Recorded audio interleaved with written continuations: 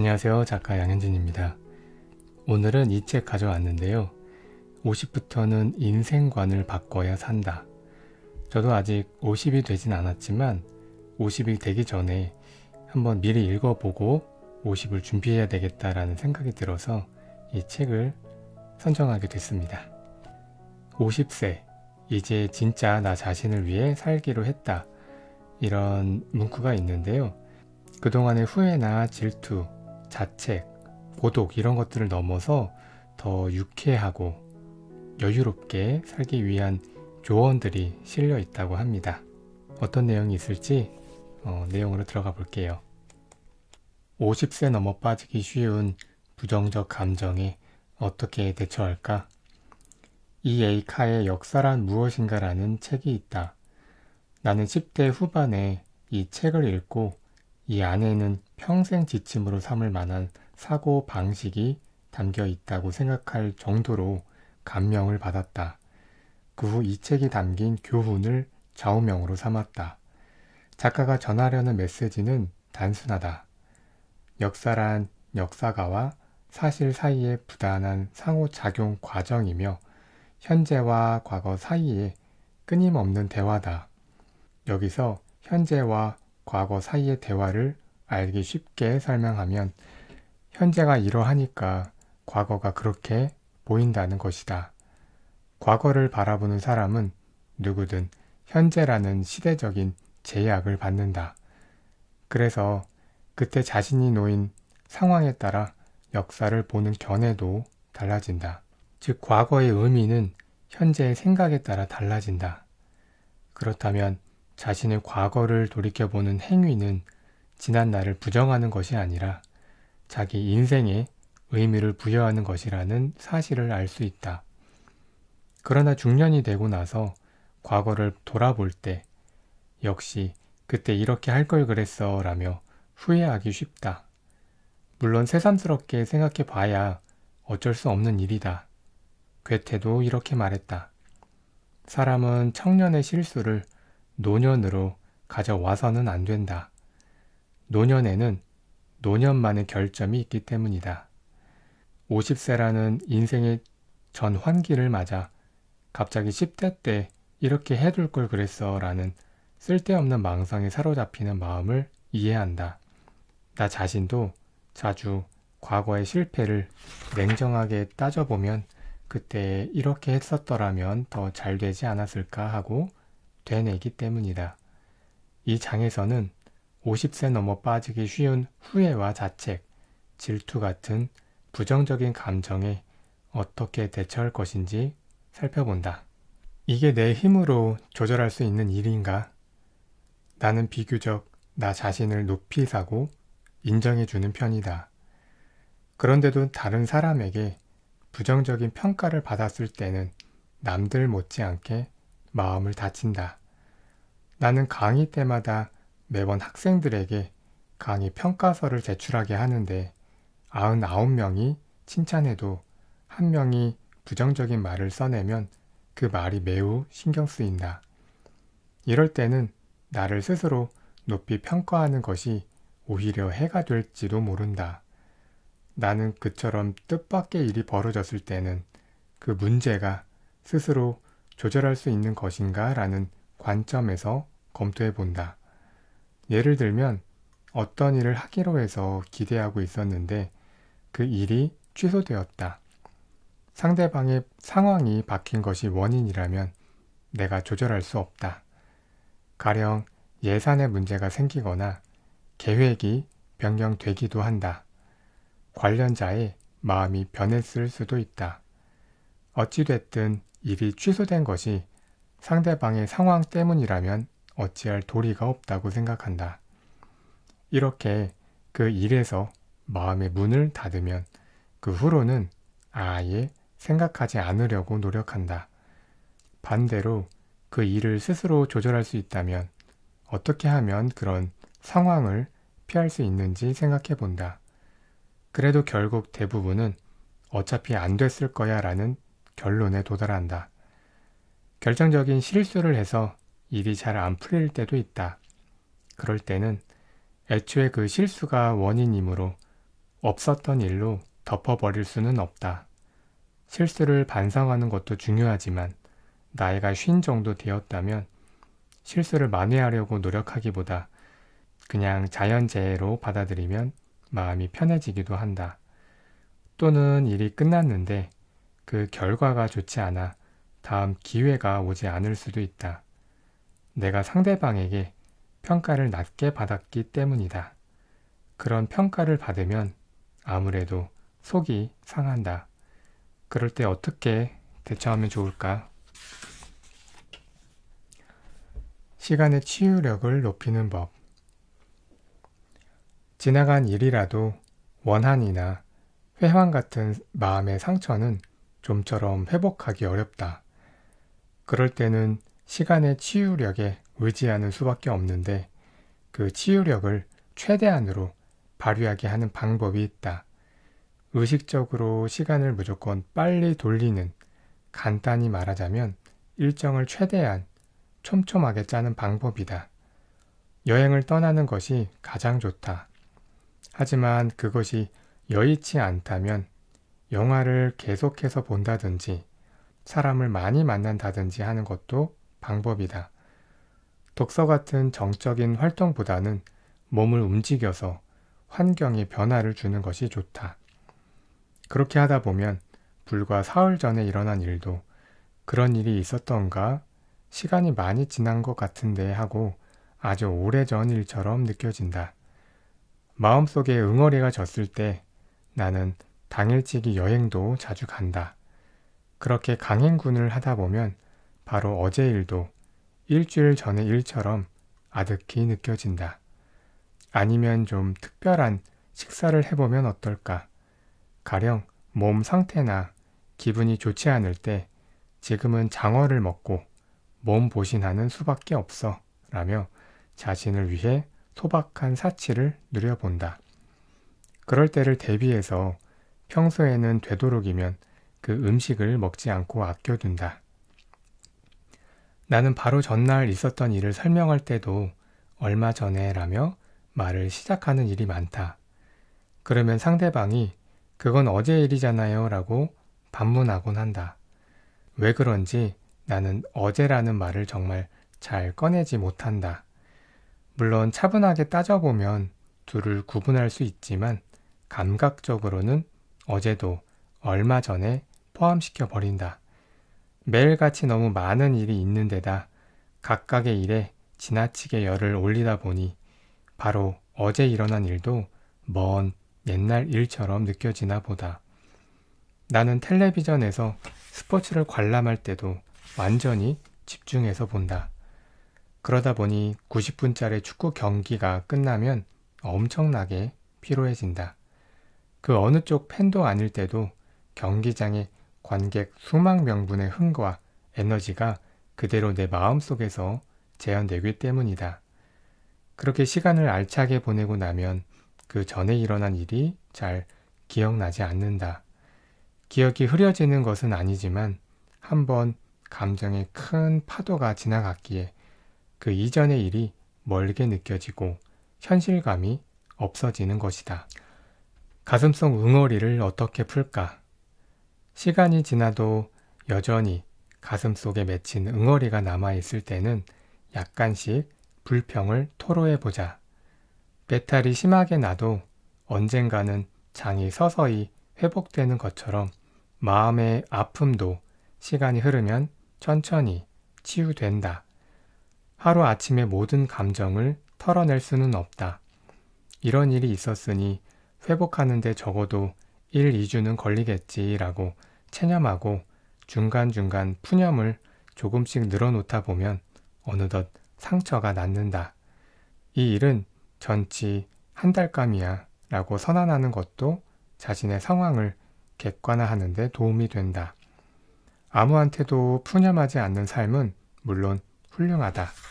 하지만 나는 가족이나 신뢰할 수 있는 사람한테라면 가끔 불평을 털어놓는 편이 혼자서 속으로 사귀기만 하는 것보다 정신 건강에 좋지 않을까 싶다. 가족끼리는 법도 뛰어넘는다고 하면 지나치지만 가족은 세상 사람들과는 다른 기준으로 형성된 관계이기에 의지할 수 있다. 가족은 표면적으로만 교제하는 사이가 아니라 진실을 서로 토로할 수 있는 대상이므로 불평도 주저없이 할 수 있다. 그렇게 해야 밖에 나가 의연하게 생활할 수 있다. 마음의 해독, 즉 감정의 노폐물이나 독소를 다 배출해내자. 물론 어느 정도 선은 지켜야 한다. 불평은 계속 늘어놓다 보면 한도 끝도 없고 버릇으로 굳어지기 때문이다.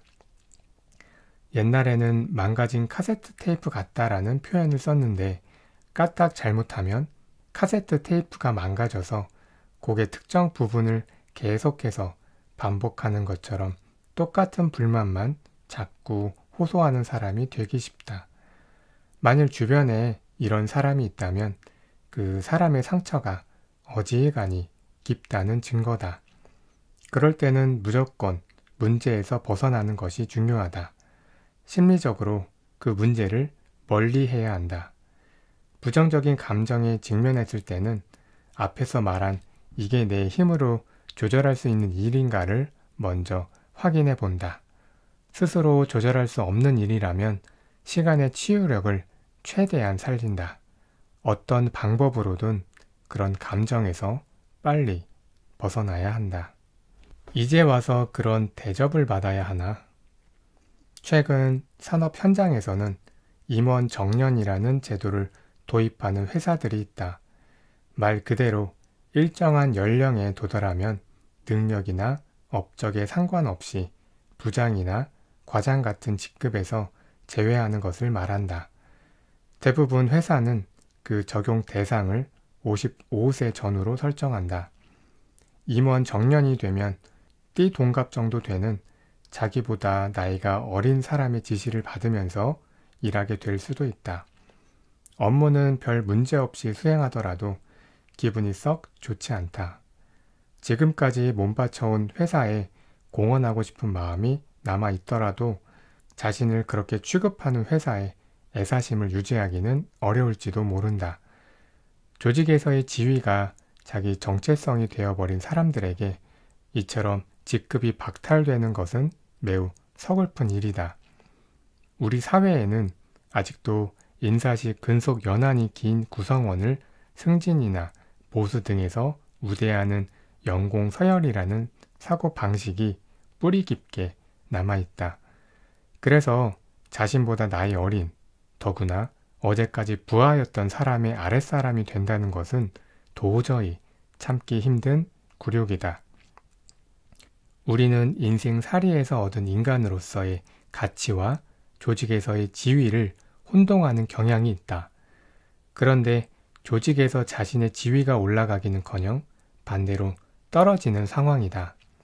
그럼 자신이 가치 없는 사람으로 취급되는 것 같고 인생의 막바지가 성큼 다가온 듯한 느낌이 들 수도 있다. 과장이다, 부장이다 하는 것은 그 회사 안에서의 직책에 지나지 않는다.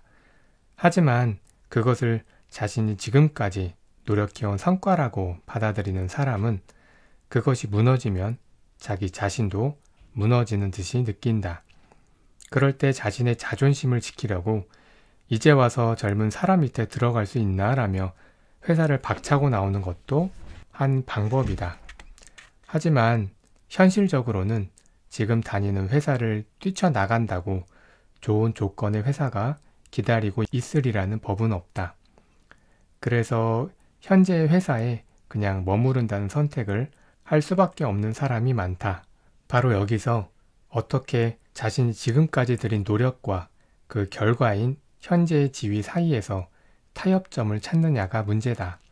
즉, 그 상황에서 느끼게 될 허무함, 공허함을 어떻게 받아들이느냐는 것이다. 정년 퇴직 후 재고용도 문제가 되는 것은 마찬가지다. 오랫동안 많은 기업은 정년을 60세로 설정했다. 그러나 고령 사회가 진행되면서 연금을 지급하기 시작하는 연령이 단계적으로 65세로 올라갔다. 정부에서는 2006년부터 고령자 고용 안정법을 만들어서 기업의 연금 지급 개시 연령까지 고용을 확보할 것을 의무화했다. 즉 법적 정년은 만 60세지만 종업원이 원하면 만 65세까지 일할 수 있도록 보장하는 것이다. 기업은 정년 폐지, 정년 연장, 계약직으로 재고용 등 3가지 고용 확보 조치 가운데 한 가지를 선택해야 한다. 하지만 결과적으로 많은 기업에서 60세에 일단 정년 퇴직을 시킨 다음에 1년 단위로 계약직 사원으로 고용하는 재고용 제도를 도입했다.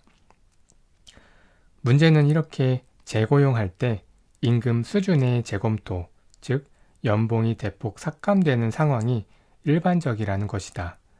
한 조사에 따르면 50%까지 떨어지는 사례도 있다고 한다.